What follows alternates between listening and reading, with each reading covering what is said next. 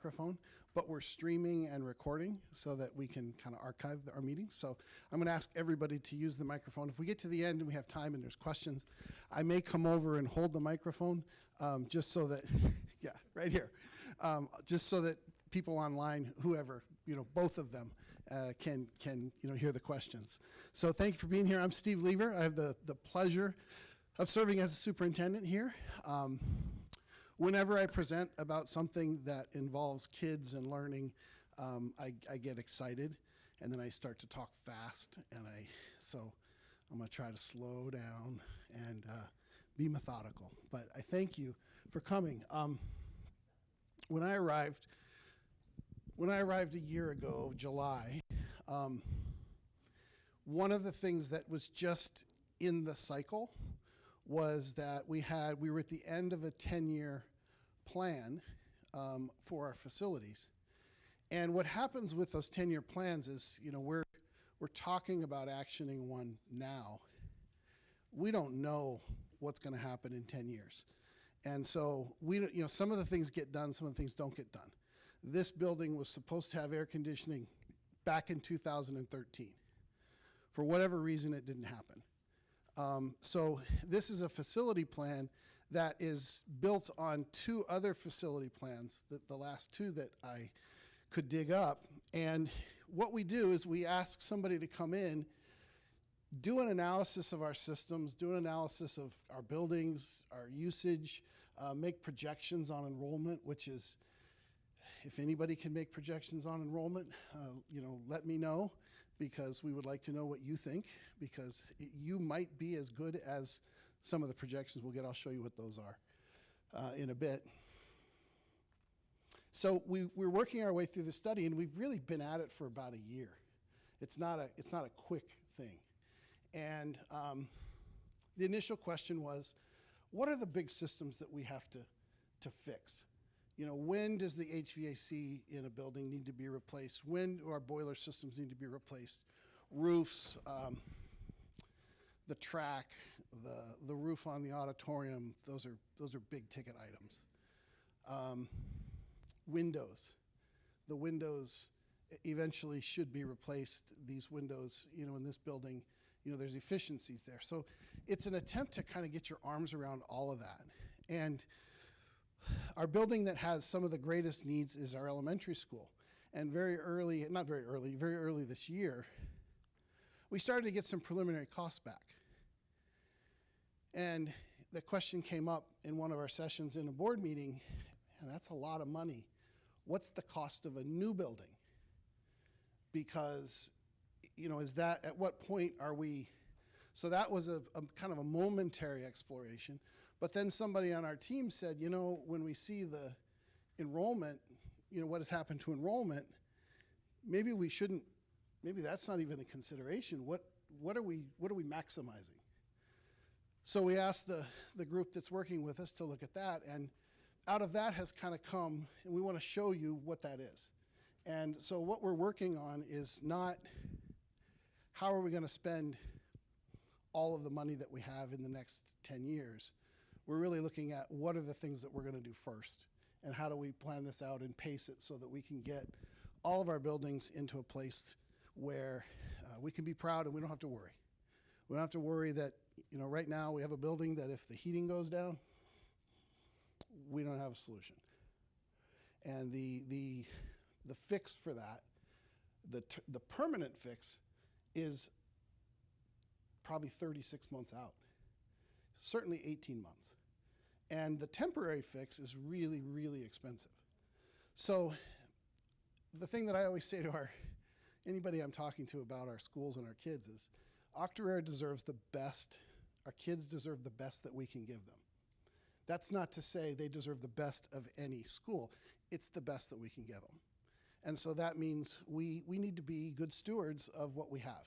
And we need to look for efficiencies. We need to look for how can we not needlessly spend. If you have those poor people in Palisades, they're talking about $1,000 a square foot to rebuild. That's just, they're saying, 50, 70% of those people may not rebuild. Construction costs are really, really expensive. Renovating old buildings is expensive. So this is kind of what we're studying. So I'm gonna start out here. Thank you for being here, first of all. This is more than I had hoped would come. We have another one that's going to be essentially the same thing, although some of the questions that are asked between now and next week might inform some of the conversation that we have. But we'll also stream that one. We have a place on the website where there's questions we're collecting, and so people can kind of follow through. That place on the website, you know, whatever we do, that's one of the ways we're going to communicate what our plan is going forward, because this will really be an annual thing where the board will be considering, okay, what's the next thing that we need to do? Because we believe that's the stewardship that our kids and community deserve. So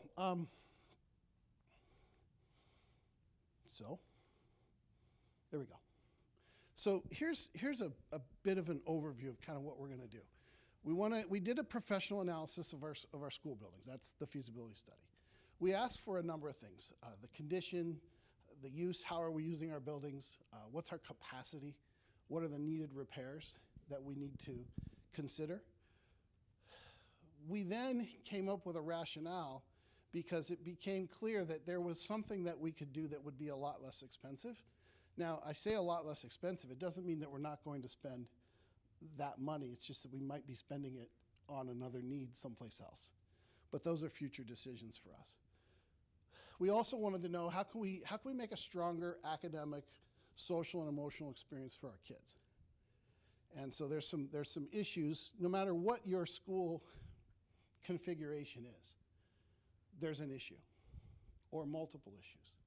The last district I was in, we had a little tiny elementary school that was about 7 miles away up in the hills, and there were about 200 kids there, and then we had the nice elementary school where about 500 kids went, and there was this disparity between the two schools.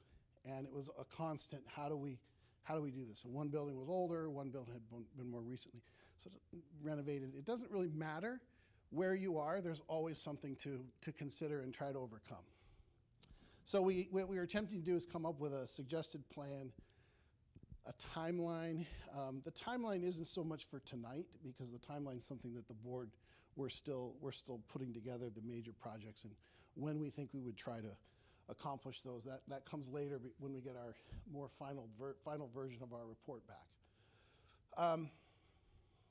And so when we started making this presentation, we were going to just kind of talk around it, and then speaking to some people, and particularly our teachers, it was kind of like, look, you just need to say what you're recommending at the beginning so that people, as they hear the presentation, they know. So what we're looking at is Octorara Elementary School would be repurposed. We don't know what we will do with it ultimately. What the engineers have said is you're going to have to know within a couple years if you repurpose it and you're only using parts of it, because it needs all of these things. So you can't just leave it for 10 years. You might as well renovate now or figure out what you're going to do, long term with it. Grades 3, 4, and 5 would be joined at the intermediate school. One of the problems that we have is the elementary school doesn't have air conditioning. Neither does the junior high, middle school. And there was an approval by the board right the March before I arrived to put air conditioning at the elementary school. And then the federal government, by the time we got around to our process, the federal government said we couldn't use the ESSER's money that we were going to use for that, which was going to be about half the cost of the project. So all of a sudden it just wasn't viable anymore. Not at that moment it wasn't viable. So the realignment would be 3 and 4 join 5 at the intermediate school, grade 6 join 7 and 8 at the middle school. This is a configuration that we used to have. So it's not new. This was the configuration. I don't know how far you'd have to go back. Ms. Lynch, you might remember. 2011 maybe? Yeah, 2009. Because 2009 was when the district got, 8, 9, we got hit. There was some economic hardship. The district started to experience declining enrollment. They furloughed teachers at that point, and so they were kind of consolidating. Then they saw a report, not unlike the one I'm going to show you tonight, that said, hey, there's going to be all this growth. They built the intermediate school, which today I'm thankful that they did, because we have a new building that has all of the facilities that we need. But that growth was never realized. We continued to see declining enrollment. So, but everything's an opportunity, right? If we're in declining enrollment, so how do we use that to our advantage? And that's a little bit of this presentation. So the recommendation is what we just said. We want to eliminate the need for the existing extensive and costly repairs in our oldest unrenovated building. When I show you the numbers at the end of the costs, right now all we're doing is looking at just kind of fixing what's there. There's no new additions, there's no new spaces, it's just kind of the bare bones of getting it back up to where it should be. And I think all of our leadership certainly would say if we were going to build a building, we wouldn't quite build it like that. You know, if you think of the PLC and how that is configured, and even OIS, they're very different. And so another thing that's a really significant thing for us is the second point there, the number of transitions that our students are making. So 3 years in the PLC, 2 years at the elementary school, 2 years at the intermediate school, and then now it would be 2 years in the middle school currently. And the issue with that, there's a number of issues. We're supporting another building. So students that are high needs, that's multiple programs that you're supporting. But buildings, it's really hard for a building culture to take hold because kids are only there for 2 years. And so let's say the first group that's there in their second year, there's a culture that develops, but then they leave. And so the buildings can feel different. And so a 3-year alignment just allows for a little more development of the culture where the kids are there. It's fewer transitions, fewer times where people have to get to know buildings and systems and processes. So nobody on our team sees that as a negative. We also put the middle school model back in place for this year, and the middle school model works very well with 6, 7, and 8.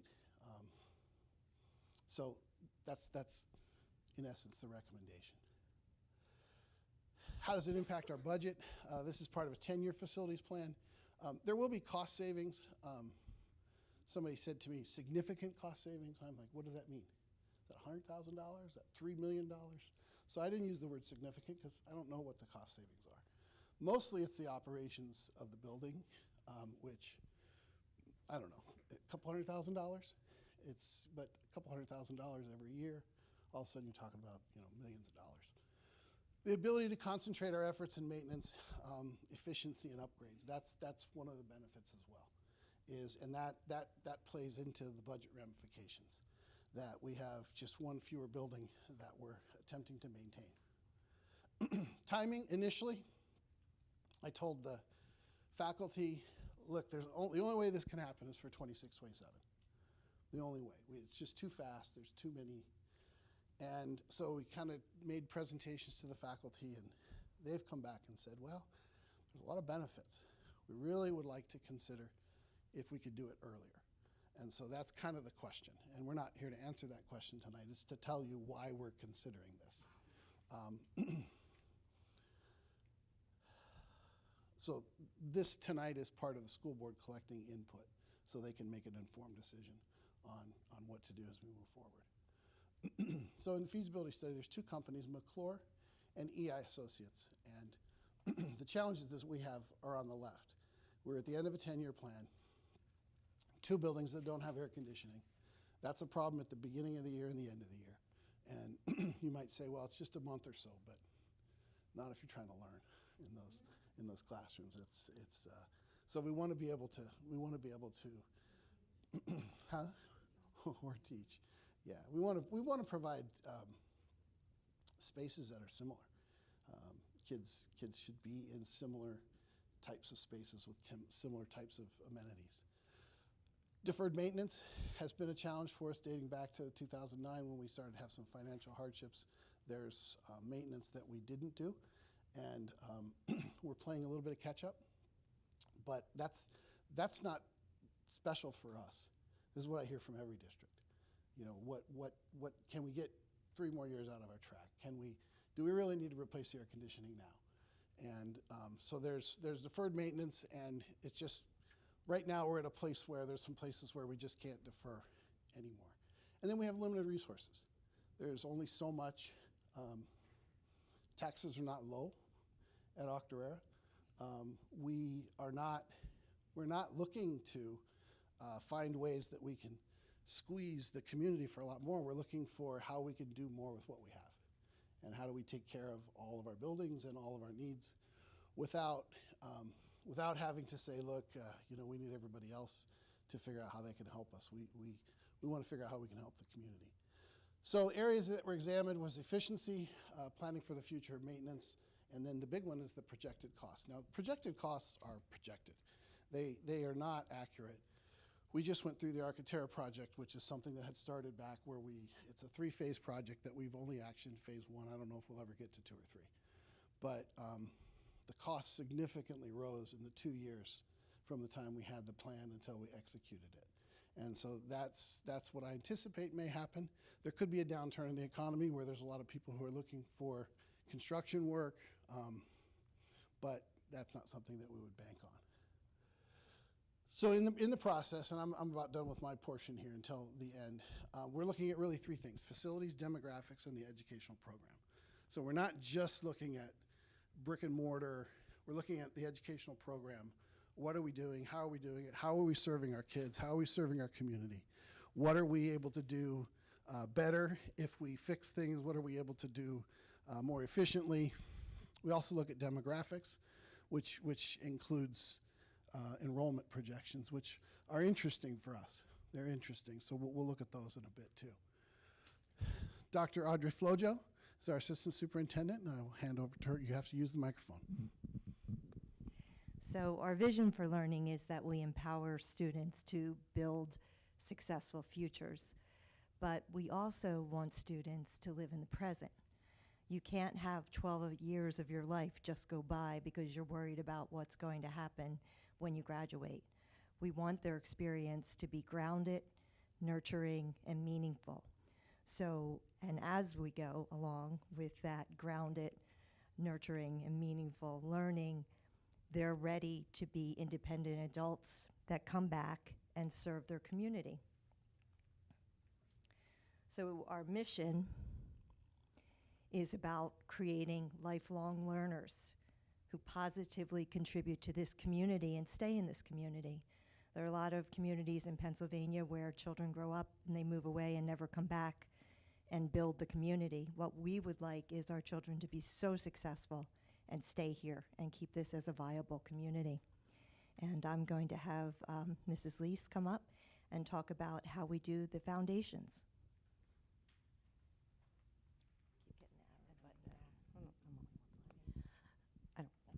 Good evening, everyone. For those of you that I don't know, although I do see a lot of familiar faces in this room, I'm Krista Lease, the principal of the Primary Learning Center, and it's so nice to see. I see many parents who their children have gone through the Primary Learning Center, so hopefully you can understand, and as I talk about our mission tonight, that you feel that this truly is our mission. After the district refined their mission and vision, we met as a school-wide committee, and we worked on our mission at the Primary Learning Center this past summer, and we strive to build the foundations for students. We want them to grow socially, emotionally, and academically as a community of learners. Our staff strives to foster a nurturing, engaging, inclusive, and environment where strong foundations are built. Our focus at the OPLC is on literacy and numeracy, but it's more than just that.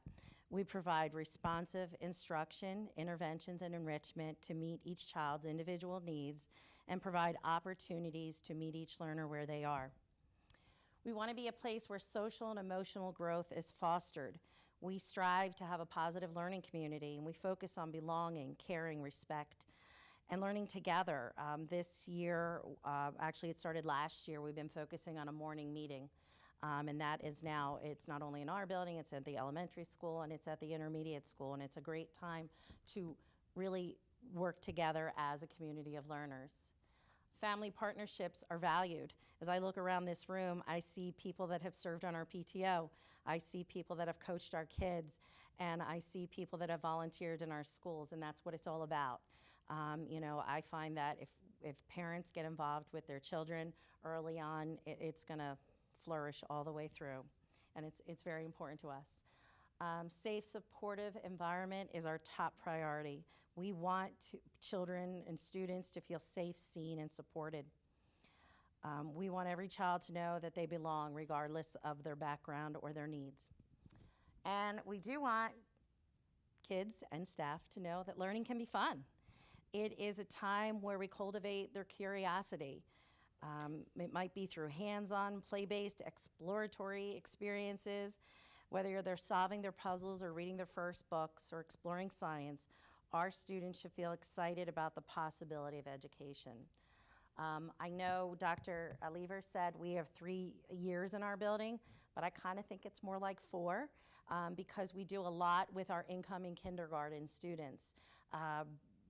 Tonight, before I got here, I was at Curiosity Corner meeting with our incoming kindergarten students. It starts before they walk in our building. We want students to feel safe. We want them to feel loved.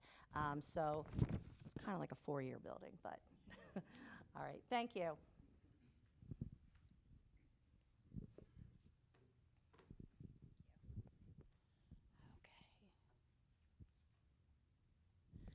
Good evening, everyone. My name's Dr. Elena Tahau. I'm the principal at the elementary school. It's nice to see so many of you here tonight. I just, want to echo everything that Mrs. Lee said. They do a wonderful job taking your students and building that foundation over 3+ years that they are in the PLC. And it's our job in the elementary school and then subsequently in the intermediate school to finish out that elementary program, but to take that foundation and build on that foundation. We believe all of the same tenets that Mrs. Lease described to you, that school should be a safe, enjoyable experience where every student is included, seen, and heard. The academics should be rigorous. We should be helping students get to know themselves as learners. We should be helping students reach their potential, building upon their strengths. However, some of the current challenges we have as students move from the PLC to the elementary school is that students, staff, and parents, they're adapting to a new culture, a new environment every 2 years. So 2 years at the elementary school in grades 3 and 4, and then they move on to 2 years at the intermediate school in grades 5 and 6. And as much as we do work very closely together at the elementary level, the cultures in each building are different. And as students transition every 2 years, there's time lost there. We have 2 years with our students in the elementary school, and we develop relationships. We work with students, especially students who are struggling students, and we start to have some success and find what works, and the next thing you know, they're transitioning to a new building. And when they get to that new building, as much as we do communicate, they're getting used to a new schedule. They're getting used to new staff. They're building those new relationships, as are you, the parents. One of the things we worked on this summer was really trying to implement similar protocols across all 3 elementary buildings for parents. For example, with parent pickup, what are the procedures so that you don't have to learn new procedures 3 different times at the elementary level. When we provide interventions and supports to students in one building, we communicate, but sometimes those interventions and supports look different across buildings. So again, I once heard somebody reference building transitions for students as kind of the students get to the last year in that building, and then we kind of push them off the edge of a cliff, and by the time they get their bearings again, it's time to move to the next building. So those are some of our current challenges. We also, between the elementary school and the intermediate school, we share our unified arts staff. And we also share our English language development staff. We share mental health specialists, and we share behavior specialists across buildings as well. So that can present a challenge. Sharing our unified arts staff is something that really drives our schedule and is a constraint sometimes to helping us create a schedule that is a little bit more student-centered. So we have everything in place to really meet their needs very, very effectively.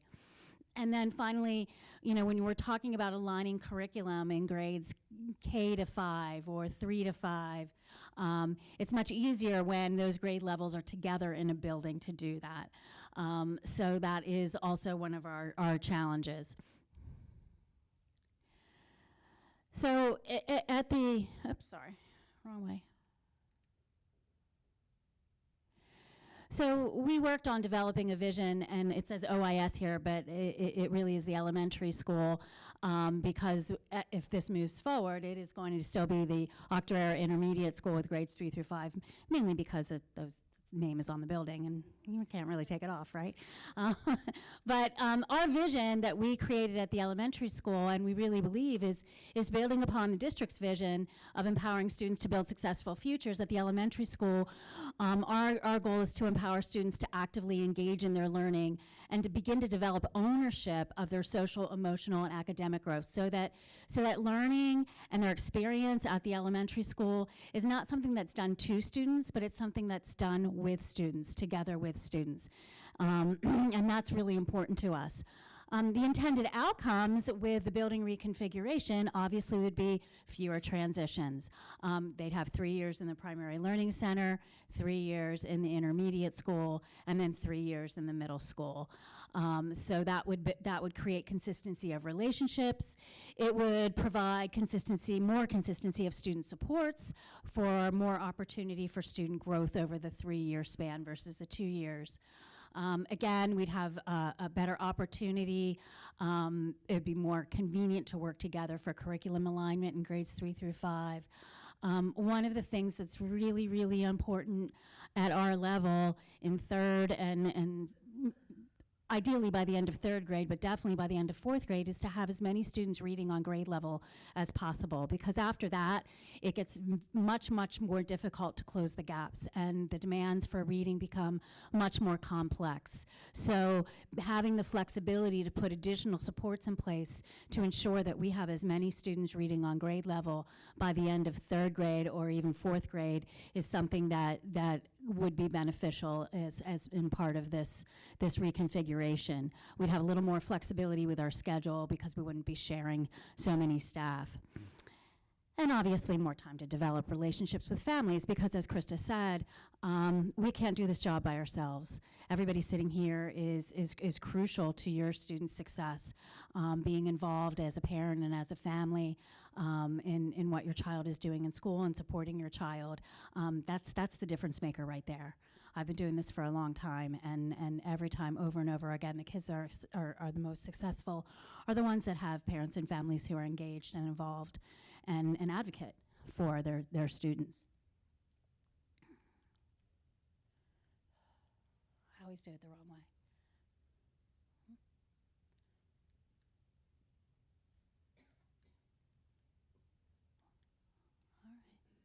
All right. Sorry, I got it.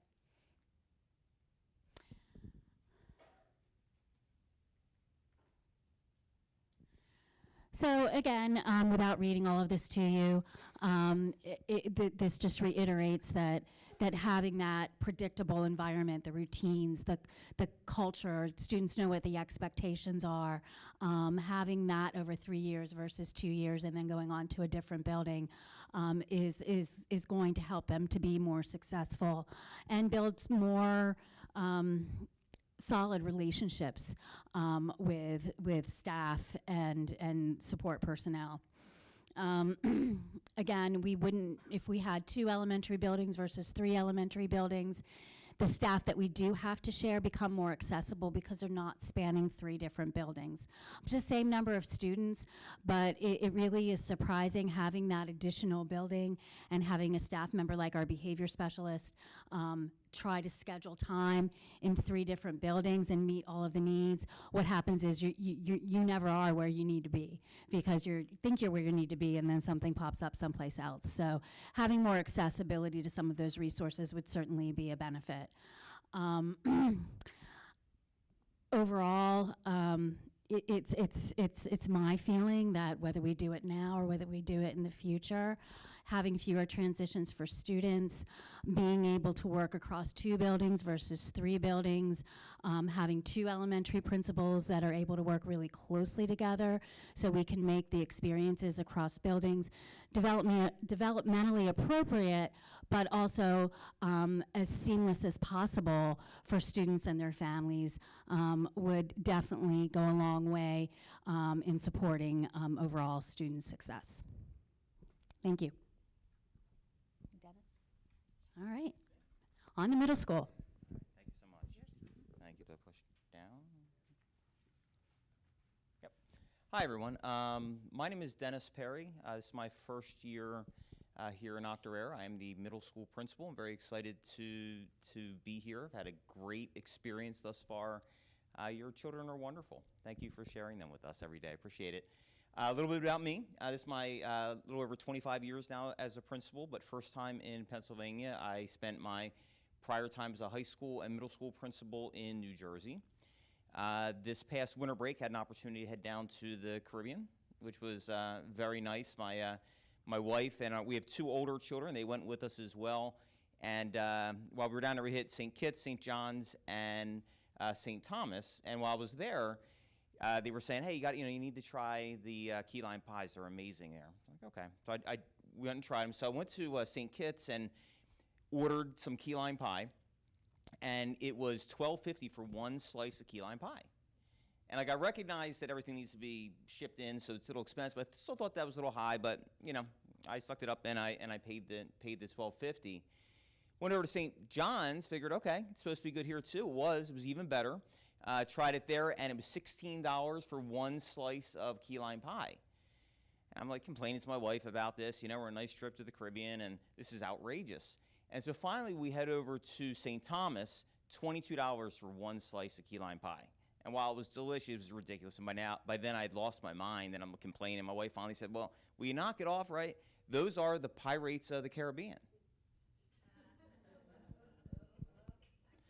All right, so He's here all night. yeah, try the veal. Right. So middle school. For those of you that have middle school children or remember your middle school experience, it's a different time in your life, right? If you don't believe me, if you have a middle schooler at home, ask them to clean their bedroom. See what kind of response you get, right? You get an outrageous response, much different than the lethargic response you might get from a high school student, or the more whiny response from a younger student, right? Middle school children, as our children at all ages, are different developmentally, right? And so to have a school, to have a time in their educational career that's devoted to that age is important, and it's really important and crucial to their development. I'm excited for the potential to have 6th grade join us here in 7th and 8th grade. I'm going to talk through some of the changes that we're looking to make and the reasons why. But primarily, it's so that we're able to service the needs of your children at this age. I remember going through, as we all do, when I was in preschool, I would hear, you better, curb that behavior, because when you get to kindergarten, they're not going to accept it. And in kindergarten, I would hear, oh boy, you're a 1st grade teacher, you better stop that now. All the way through elementary school, in middle school, they're not going to accept it. All the way through high school, you're not going to accept it. College, career, retirement, death, right? It's like this linear transition all the way, or progression all the way from like preschool to the end, where you're always preparing for the next thing. What we need to do is we need to do that, yes, but we also need to meet the needs of the children that we have in front of us, right? Have programming, have teachers who are experts at that age group so that their needs can best be met, right? Middle school teachers will know that the outrageous freak out that we get from the middle school child for being asked to simply clean their bedroom is the amygdala in their brain, it's a hijack. It's amygdala hijack. And they recognize that, and they know that we'll be able to have rational conversation a little bit later. Right now is not the time, because they're just not prepared at that moment for that conversation. So there'll be opportunities to have that teachable moment later.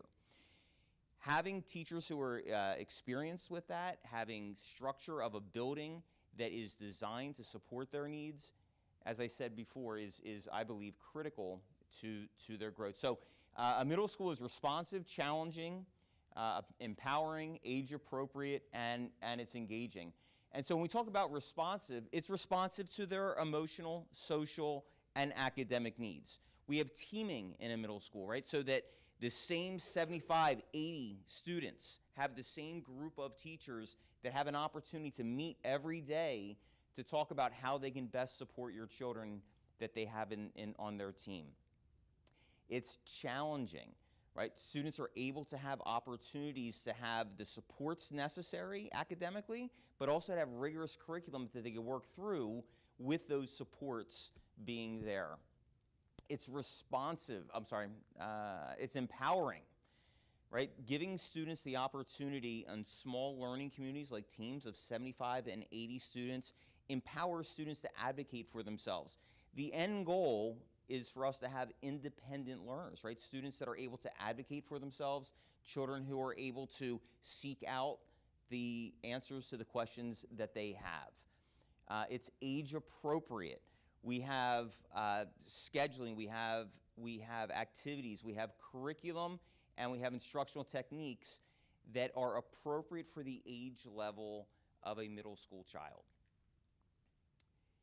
And it's engaging, right? It's not only behaviorally engaging, where the students are interacting with their peers and developing those social skills, but it's cognitively engaging as well, where children are thinking about their learning. They're looking to answer the questions that they have. They are looking to track their growth on learning standards. It's engaging for students both behaviorally and cognitively. And at this time, so thank you. Again, it's very nice to see everybody tonight. I appreciate you coming out. It's a great group here, and I'm going to hand it over to Mr. Schultz. Hello, everybody. My name is Chris Schultz. I'm the director of the CIA. That's Curriculum, Instruction, and Assessment. So don't be alarmed. It's okay. And I have Dr. Flojes up here with me because we work very closely in the curriculum department. And this is a shameless plug on who we are and what we do. And you'll see in our vision and mission that we have for curriculum, some of the big ideas that we're shooting for is that innovative education, we're empowering students. You'll see in there critical thinking, social emotional intelligence, and independence. And in our curriculum, we want it to be vertically aligned. You've heard the principals talk a lot about that and the benefits of that. But we're also looking for it to be horizontally aligned, where we have a lot of opportunities for teachers to work together, to collaborate, and to really work for your kids and help them be the successful learners that they want to be and be able to do the things that they want to do with their lives. And the final part here is we're looking for students to be resilient, right? That's something in this world we want our kids to have the skills, the social emotional intelligence, and the resilience to be who they want to be and do what they want to do.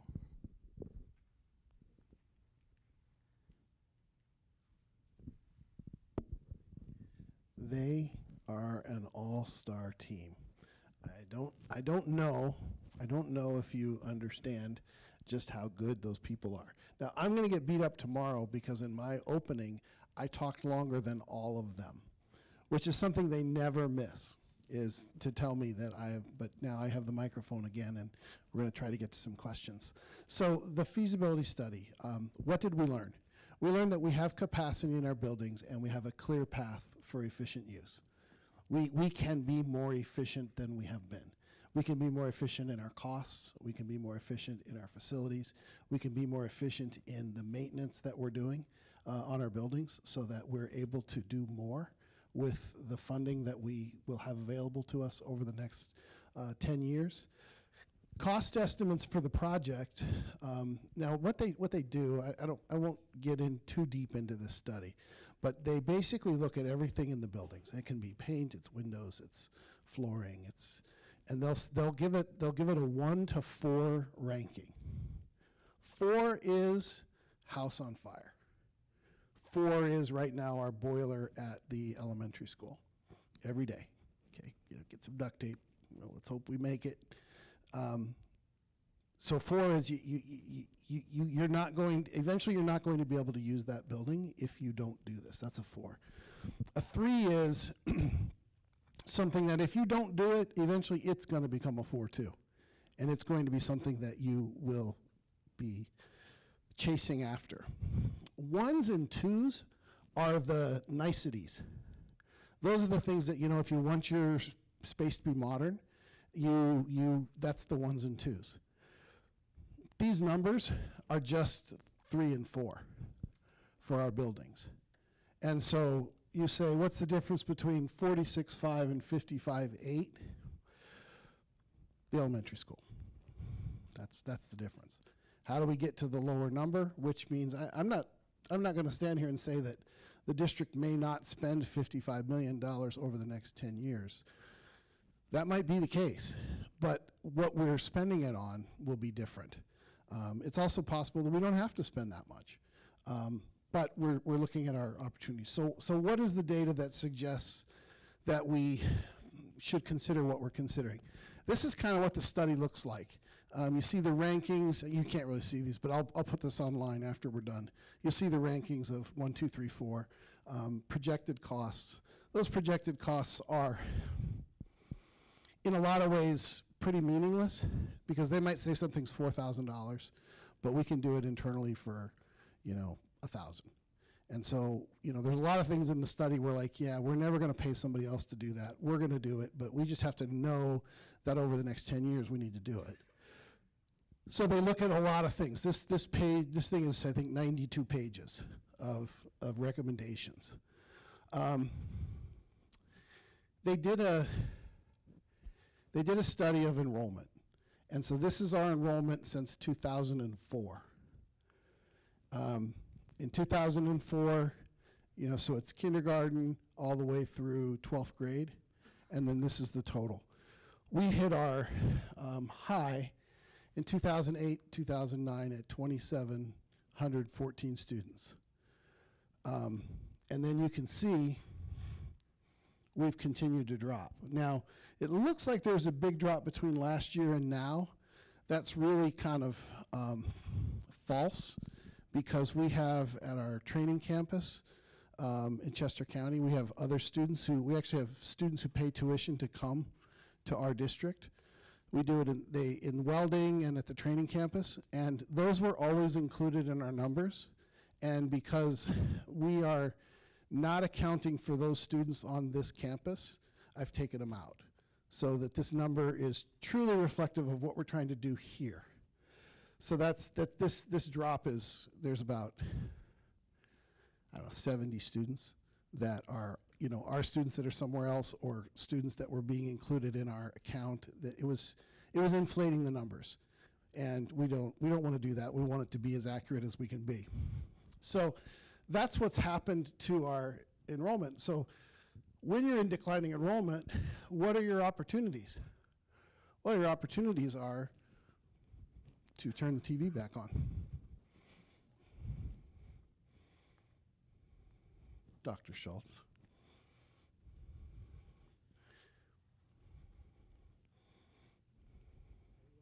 I was just getting to the good part. Sorry, we're done. No, just kidding.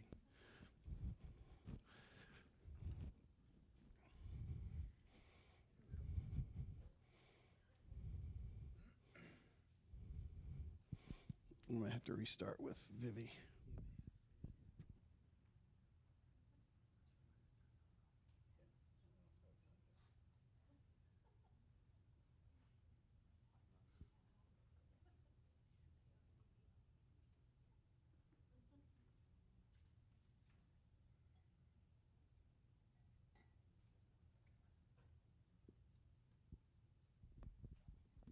All right, commercial's over.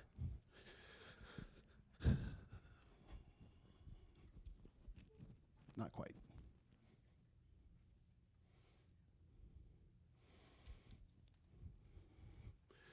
So when they do enrollment projections, there's no way you can know. So what they do is they do 3 different ones using different data, and I think that's how they justify that, you know, their numbers, because they don't know.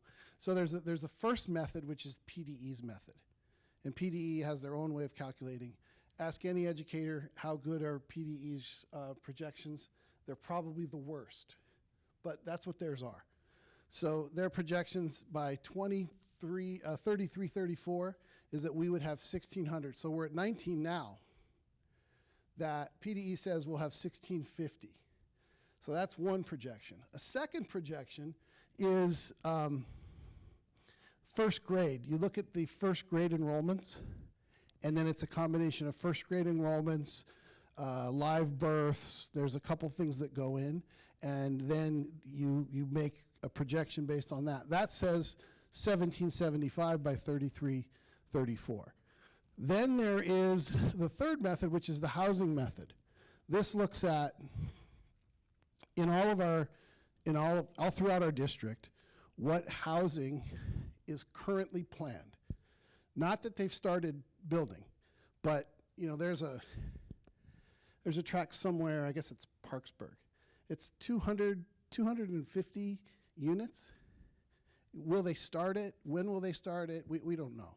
So the third one is what is currently in planning phases, and then they have a number for every unit.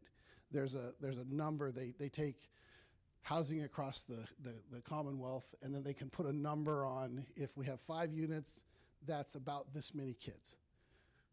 Over enough, over a whole district, it's accurate.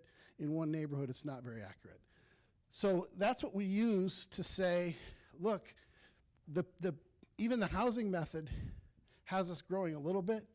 Back 2138, that's if everything they built, everything that's on the books now gets built, we would be at 2138. This is what it looks like. You can look at it closely online if you want to, but this is the 3. It takes the projections, and then this is the 3 methods as it lays out the actual numbers. That's where I got those from. Then they show us capacity. The purple line at the top is what PDE says we can do in our buildings. So that's basically 25 kids in every classroom, every period of the day with no breaks. Nobody does that. So the PDE numbers are kind of artificial. The red line that you see below it, that's what we say our capacity is. So that for us, that's like 22 kids. There's a little bit of variation because not every room is used, every period of the day because buildings don't schedule that way. And then the numbers, the squiggly lines that you see before are method 1, method 2, and method 3, PDE, first grade, and housing. And so those numbers translate to this. The capacity of our schools, this is taking the elementary out of the equation. The capacity of our schools is 2,536 kids based on our projection, not PDE's. And so you can see against PDE, first grade, and housing, there's room in our buildings. Most of the room is in the middle school and high school. That's where the bulk of the space is. The first buildings, let's say that all that development in 10 and 30, which they're putting those restaurants, those guys always know something that we don't. Now, will that be within our district, the development that comes with it? We don't know. But let's say that explodes and these numbers become, something, we get closer to our capacity.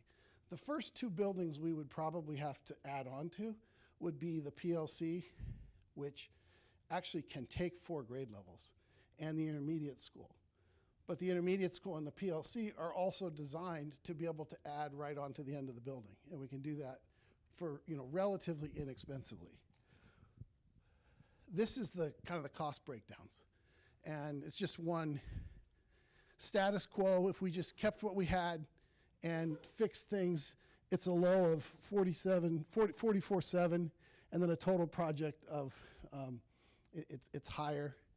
But the 44.7 is they put into construction costs, and then there's all of the other things that you need to do to your buildings as well, and so that's the difference between the two. This drops to 37 and 46 in option 2, which is the one that we're recommending. There's an option 3 that has, what is it? It's 4 grades at the PLC, 2 at the intermediate school, and 2 at the middle school. We've got fewer transitions, but still only 2 years in a building, which none of our people like that. We would prefer the 3 years in a building. So this plan allows us to prioritize our upgrades. So what do we need to upgrade? Do we have the money to do it? Yes, we believe we will. The solar project that we recently approved, believe it or not, funds much of this over the next 10 years. So we believe we have an avenue to actually pay for these things. We're not doing this study thinking, oh my goodness, where is this going to come from? Contract negotiations, other things, inflationary costs, there are drivers that are gonna drive the budget, but this really isn't going to be the thing that does it. Fewer transitions, we've talked a lot about that, developing stronger relationships, access to enrichment and resources and unified arts, counseling services. We think kids will all have more access to those things. There's some challenges with realignment. The logistics of the transition, moving, people packaging up and having to move, building and facility adjustments. There's things that we're going to have to do with space and layout that we don't, until we start to do it, we won't really know what those are. Adjusting and adapting, new work environment, new principles for some, and then communication. How do we communicate what we're doing and why we're doing it? And that's one of the reasons we're here tonight. There's another challenge that somebody wrote in today. Sixth graders on the bus with older kids, because currently sixth grade would be with the younger kids in the morning. Now they would be with the older kids. We used to have kids 5 to 12 on the bus together, just because we had 5th, 6th, 7th, and 8th all in this building here. So that's not an unknown for us. Questions? So I know we rushed, and that was a lot of information. We started saying we were just going to talk about the feasibility study, but the more we talked about it as a group, we said, then we just need to lay it out because we all believe that the realignment is the right thing. There's 3 things that probably can happen. There's probably at least 3 things. 1, we realign over the summer. 2, we defer it for a year and we realign next year. 3, we don't realign, and then we have to renovate, all of our buildings. There's probably more possibilities than that, but those are the 3 that right now I would say, one of those is most likely. So, does anybody have a question? You want to shout out for the whole group? If you want, you can write them. I really would appreciate questions, even if it's something that you heard the answer to, because we're there we go, perfect. We're collecting them and we're going to put them on the website just so people can read them. Question, yes. Where do you see any drops in your enrollment? Is it at particular grade levels? Are you seeing, so does the realignment, which educationally I absolutely support as somebody Yeah. who works in that field, but does it trend with your numbers where you start to see drops in enrollment? Yeah. I know enrollment can happen at different points. Children Yeah. make different decisions to go to different schools, academics, Yeah. sports, all kinds of things, right? Factor in. So, Do you notice with your enrollment projections that it happens at a certain point? Because it usually does in schools.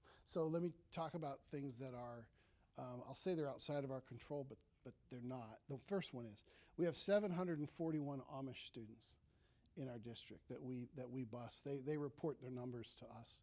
I guess I'm the superintendent for those schools too, but they don't want me anywhere near them. But 741 students that are not going to our schools are going to Amish schools. We have another 200 students that are in charter schools. And people have different reasons for going to charter schools. Where we see them coming back is in the high school. When you see their numbers, they come back because of the high school programs.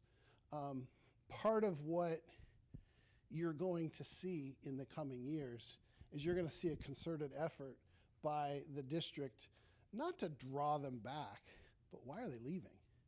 I mean, one of the things is fun. that schools need to be a place where kids are happy.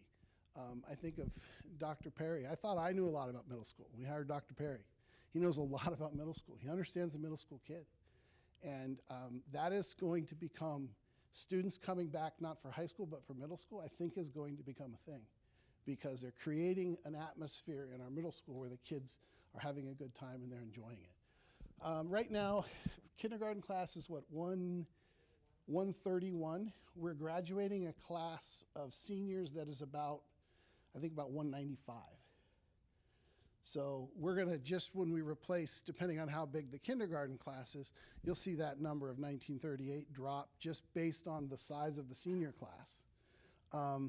So we see it mostly in live births.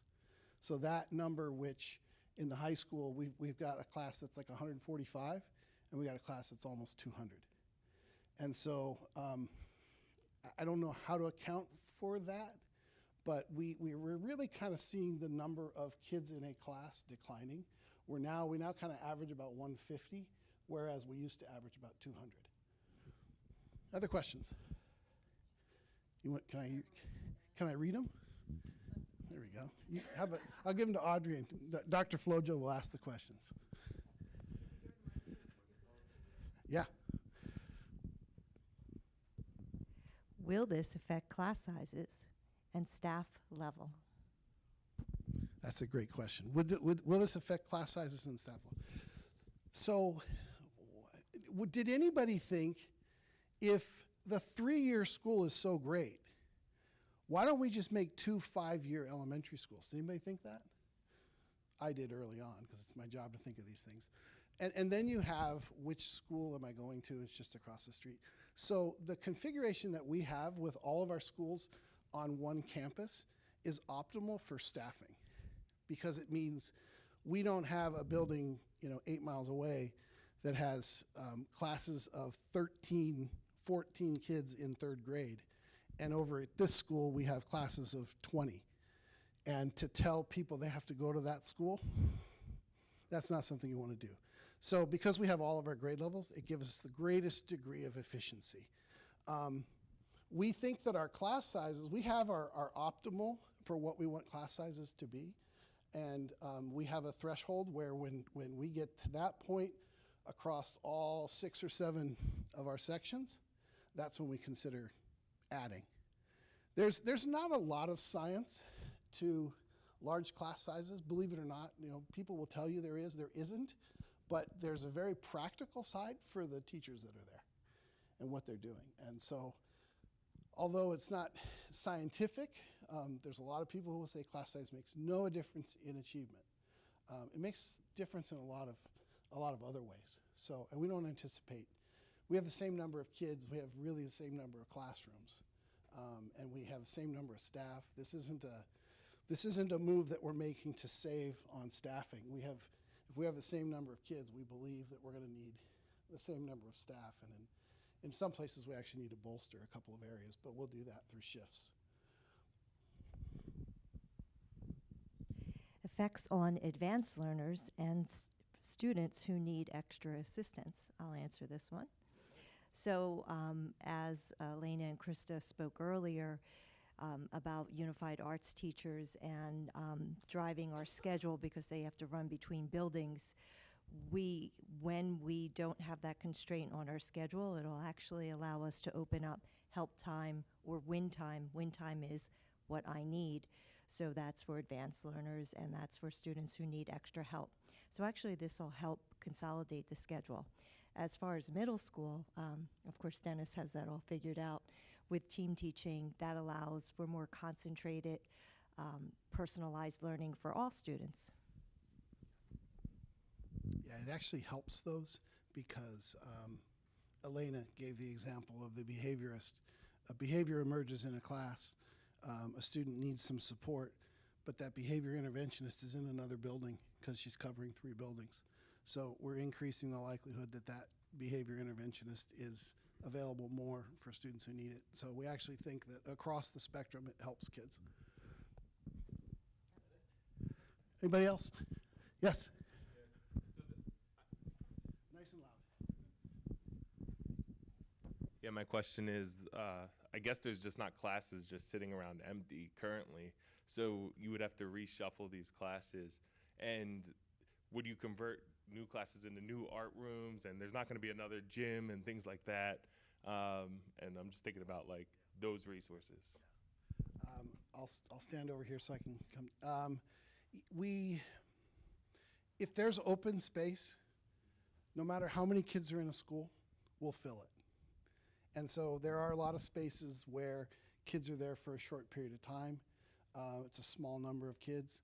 there's maybe 4 or 5 kids, but there's a whole, so that was part of the study, is how are you currently utilizing your spaces and what is really the capacity of what we could do. So all of our principals met with EI to take a look at their respective buildings to make sure that any of this transition doesn't mean that we won't have tight spaces in places, and it doesn't mean that we'll be able to do everything we used to do, because in a classroom that, let's say there's 4 classrooms in here, and maybe this is an aide that is doing interventions with 2 kids over the course of the day. And that can be done in other places. They don't need a classroom. So that's where there's a lot of space available in our buildings. Yes? So I'm just thinking about, you were discussing the different issues in the elementary building, the level 3, level 4 issues there. So when you're looking at the options you have to transition, what would be the benefit in waiting an additional year and not doing it over the summer? If I hear the correct, why would we wait a year? Is because I was afraid of the faculty when we started. That's the honest truth. I'll look at the camera. I'm afraid of the faculty. And so I went and said, there's no way we can do this in less than 18 months. And that's exactly what the board said, that people just can't get their heads around it. So I went and talked to the faculty, and they had some time to think about it. And that doesn't mean there's no reservations. I know I think you've been in the same room for 22 years, and you'll lose that room. You'll lose that room if this realignment takes place. Yeah. She's not happy about it. And I don't know that you're not happy. So why there's other things that are playing. These are not factors. We would work it out. On the board meeting, we had a retirement of a principal. So the principal of OIS, Dr. Haller, is retiring. And so we have a natural transition taking place there. That's not a reason to do it, but when we talk about efficiencies, we would be hiring a principal and having to tell them, by the way, you might only be here 1 year. Well, that's not good for the kids, it's not good for the teachers, it's not good for anybody. That's just a very practical example. The teachers through the association came back to me and said, why can't we do this? And I said, well, isn't it a lot? They said, well, yeah, it's going to be a lot next year too. And so from the faculty, I've heard a lot of, yeah, you know what, for the elementary school, if it means we get air conditioning next year, maybe we should, endure the hardship. For Dr. Perry, I want 6th grade. I want to have them here. I want them to be a part of the middle school. For Dr. Tahau, I don't want to embarrass her. She was going to retire. And she said, can I stay if this realignment goes? Can I work? I'd love to. And I'm thinking, oh my gosh, you just solved a huge problem for us. And so we could wait, and the board may ultimately choose, to do that, but we're here getting feedback from our community, because ultimately if the community says this just doesn't make any sense, we'll have to kind of process that and say, well, what does make sense? But we are looking to, so the vision is 10 years from now, all of our buildings have the upgrades that they need. We have the solar plan that's going forward. That allows us to convert to geothermal energy in our new, whenever we upgrade, which means we're also going to get to eliminate our gas bills. And so we become more efficient. We're able to do all of the renovations that we want to do. There's some things like that Octorara project, phase 2 and 3, that we've never been able to see a pathway to that. But there might be a pathway on the back end of this. We're going to be the last district in 2 counties, Lancaster and Chester, that do not have an artificial surface for our kids to compete on, which there's a competitive disadvantage. Is that a highest priority? It's not. It's not a highest priority, but it's a priority I think we need to talk about. Again, if our goal is to give the best that we can give Octorara, so that means we have to be able to do all the things we have to do so that we can create some space for things that we want to do. And so over 10 years, we will be looking to continually do these things, big projects. And these are the things that the board's going to talk about. It's why we have the spot on the webpage, because annually we'll be saying, here's the things we're considering doing this year.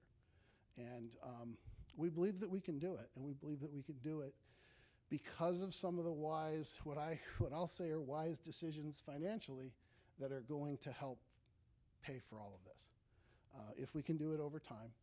So, you know, my recommendation is, yeah, we probably should do this.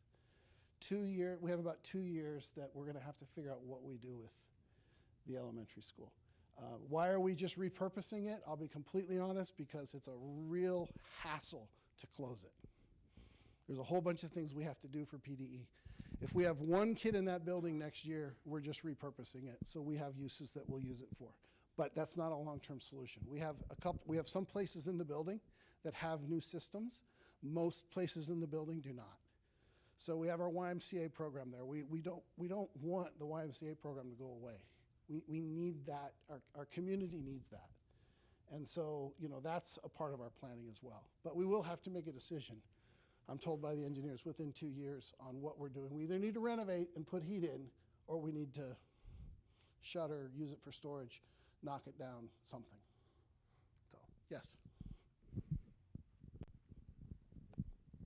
So I wasn't planning on speaking tonight, but my kids went through Octorara. I now teach here. My daughter, who was in the OPLC, OES, had an IEP. Going through 2 schools, or 3 grade levels at the OPLC, going through 2 at the OES, going through 2 at the OIS, was very hard on her. Emotionally, mentally. My other 2 were average and honor student. So that was very taxing on me. I didn't work here at the time. It was very sad for her. She struggled. She's in the Army now. She's doing great. When she got up to the middle school and high school, it was great for her because she was here for 6 years. As a middle school health and PE teacher, I see every student in the building. I am the only teacher in the district that sees every child. So when they come into me in 7th grade, they're terrified. And yes, I'm a health and PE teacher. I'm not a core teacher, but by the time they hit 8th grade, they come back to me when they hit 9th grade. They come talk to me. I probably know a lot more about them than I did when they started. The relationships that I built with them is like amazing.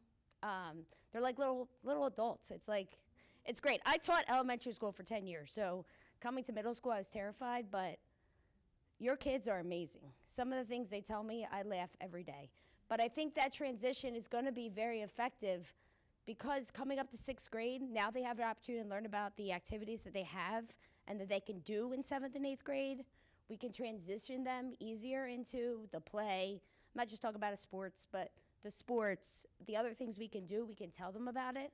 Like right now I'm running an open gym for field hockey, but it's really hard for me to try to get the 6th grade to participate because I have to send stuff down to the OIS and then I have to pick them up. But if they're here, it's going to be easier for that transition, I think, as a teacher and an ex-parent. Tony was not paid for that. She was not paid. There's no money exchanging hands. Any other questions? We need to let you go. Yes. So you mentioned sports, right? And there's lots, I know there was a study around the school.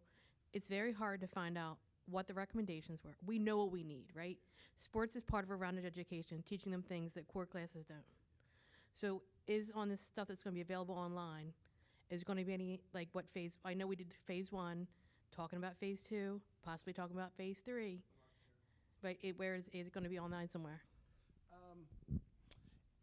Yes, to some degree. What we want to do is we want to make the plan, like what you'll see is you'll see kind of year 1, year 2, year 3, year 4, but that's not concrete because something could happen that says, whoa, we got to spend $4 million here, and that might push something. There's some things that, you know, track 2 years from now, I don't know that we can compete on that track. And so that's something we need to do. We did a temporary fix of the roof of our auditorium. We spent about $47,000 to just make sure it wasn't going to leak anymore because it's been leaking forever, but that's a temporary fix. We need to spend the $1 million to redo that roof. So yes, our intention is to make more of this known. We're not going to put everything out there because it's just overwhelming, and it's not, when you look at the numbers, it's not really accurate. You know, we still have to go to bid on a lot of projects. These are engineers that are making a projection on something that we might not do for 6 years. And so part of it is we don't want to freak people out, but we do want you to know what we're thinking about. We do want you to know kind of what the projects are and more importantly, the financing of it. So thank you, good question. Yes? All right, so we talked about sports. Right now, band starts in 5th grade. 5th and 6th grade, I'm sure some of you were also there with me at the concert. They work together and everything. If 5th grade ends over there and 6th grade starts over here, has that been considered? Absolutely. Absolutely. We want to see growth in all of our programs. Our intention is to leave music at the intermediate school and to be able to give that to even younger kids. That just helps all of our programs. And you know, we talk about sports, but I'm a huge proponent of the arts. Huge. We need to redo some things in our auditorium. We've just done some investment. Did you notice the sound was different this year? The sound was a lot better. Joe Lynch has been working really hard on that. So there's just, again, Octorara kids deserve the best we can give them, is from field hockey to sock puppets. If they're interested in it, we want them to be able to do it. And we want to figure out a way how to let them. And you know, one of the first things I heard when I arrived was in the Octorara study, they talked to students, and kids talked about, I don't know how prevalent it was, but kids talked about being embarrassed by their facilities. That's crushing. That's crushing. That should not be the case. Our locker rooms should have been done a long time ago. Those are, you know, can we make them our highest priority? Probably not, but that's something that has to be done. This is our attempt to do that. We really want the best for the Octorara kids. We want the facilities to be something that when they walk in, they're proud. I don't know if you heard the controversy about the backboards. Our basketball coach is trying to keep the backboards that are there for one more year because he believes those kids are really good. It gives us a home court advantage. I don't know, but you know, is it a new gym? I don't know about that, but the best that we can give them. That's what we want. So I want to thank you for being here. I want to thank you for your interest. If you have questions, if you go online or you email Jill, we'll add them to our list, and hopefully we'll have, you know, a whole bunch of questions for the community. So thank you very much for coming. Have a good evening.